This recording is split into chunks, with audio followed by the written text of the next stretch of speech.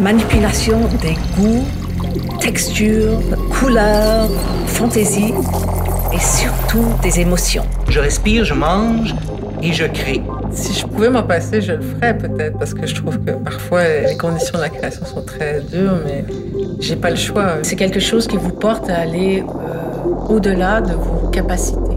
La créativité, je crois, c'est une de ces capacités innées à chaque humain. Ça nous donne un certain pouvoir puisqu'on peut créer avec des mots, avec des formes, avec des volumes, avec des budgets. De tenter aussi de peut-être changer un peu le monde, de le rendre meilleur, l'humaniser et puis de nous rendre plus tolérants et plus ouverts sur les autres. De rassembler les gens de partout et les accueillir.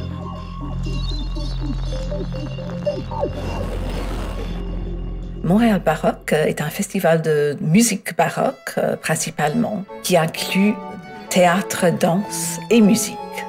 On essaie de créer l'atmosphère du baroque. On a plein de concerts à l'extérieur, les petits concerts, les concerts intimes qui se passent à 7 heures du matin ou à minuit. On a produit un opéra rare, avec mise en scène très avant-gardiste, avec costumes, village des voleurs, avec décors tirés des poubelles. Et c'est le chef-d'œuvre de Claudio Monteverdi, l'Orfeo, Favola in Musica.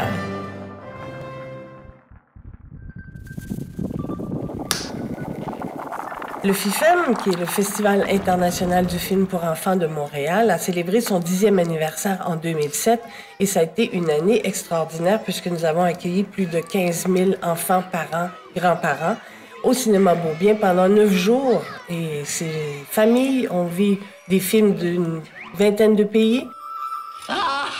Le FIFEM a établi ses pénates au cinéma Beaubien dans l'arrondissement Rosemont-Petite-Patrie.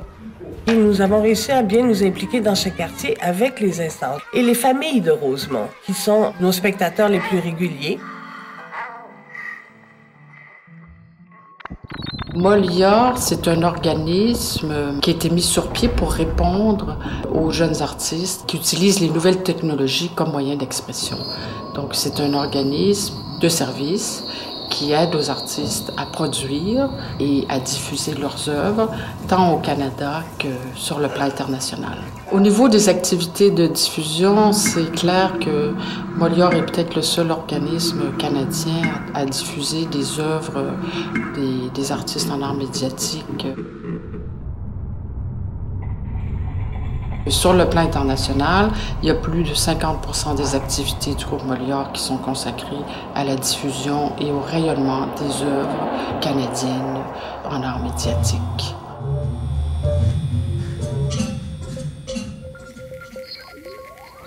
Métropolis Bleu, c'est un organisme littéraire, éducatif et en d'alphabétisation. Nous organisons des événements dans plusieurs langues. Notre festival littéraire international et dans nos programmes éducatifs.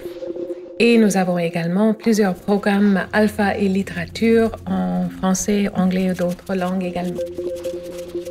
On organise toutes sortes d'événements littéraires. Ça dépend des auteurs, des participants, ça dépend du public. Il s'agit toujours de la lecture et de l'écriture. Et donc, ce que nous cherchons toujours, c'est la meilleure façon de présenter cet auteur-là ou ces auteurs-là à ce public. La compagnie KDA existe depuis plus de 20 ans, presque 25 ans en fait, et puis notre mandat, c'est d'explorer.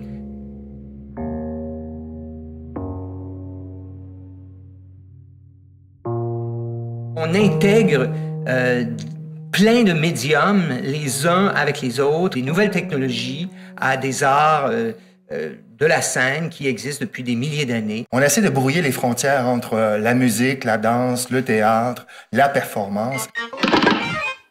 Un laboratoire de création, d'animation, où on s'éclate beaucoup. Notre dernier spectacle de 4DR s'appelle Norman. Rendre hommage à Norman McLaren, c'était hyper important de le faire revivre et de voir Norman apparaître sur scène virtuellement en interaction avec un danseur, un performeur. On s'est vraiment abandonné à l'œuvre de Norman McLaren. Et puis, c'est incroyable de voir la richesse de cet artiste-là. Une, deux, sept, trois, c'est un, deux, deux, trois, deux, une fa, deux, fa, trois, fa, un coup, deux coups, trois coups, une tête, deux têtes, trois têtes, un œil, deux yeux, trois yeux, un bec, deux becs, trois becs, Marlon. On est en nomination pour notre énergie créatrice autour des activités entourant le 35e anniversaire d'Optica.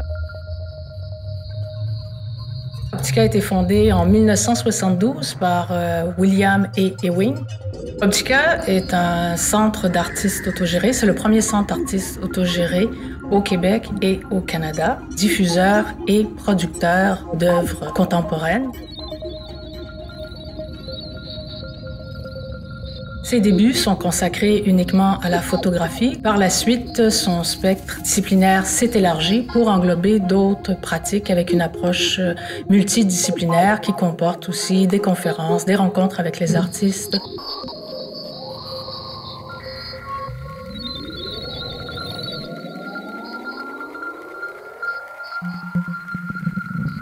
Sibylline est une compagnie de théâtre de création qui travaille sur du matériau contemporain, soit de la matière dramaturgique ou soit à partir de romans, de poésie. Donc c'est un théâtre qui s'édifie dans l'espace aussi. Vivre, c'est le portrait psychique de Virginia Woolf que nous avons dessiné à travers les écrits, les journaux de Virginia Woolf. Orlando est peut-être un livre très vif, très brillant, mais je ne suis jamais descendue dans mes profondeurs. Le chemin que fait l'art dans le cœur des gens n'est pas quantifiable, en fait. On ne sait pas quel effet produit un spectacle dans la durée, sur l'âme de quelqu'un. Tangence, un carrefour pour la danse contemporaine et actuelle et expérimentale. On est une centre de documentation, un diffuseur. On est une archive de l'histoire de la chorégraphie québécoise. On est un lieu d'éducation des publics et de la grande public de la danse. Et on est devenu aussi partie prise de plusieurs réseaux de tournées et des échanges culturels avec les gens d'autres pays. J'aime beaucoup quand les gens de mon âge ont cette générosité de penser qu'après eux, il va y avoir d'autres et de les offrir et éventuellement d'offrir leur place aussi à eux. Creativity is play. Passion. Liberté. Pour moi, la créativité, c'est la vie. Sens. La cuisine. Le pouvoir. Se jeter dans le vide. La curiosité. Je parlerai d'engagement. Suppose de ne pas être enfermé nulle part.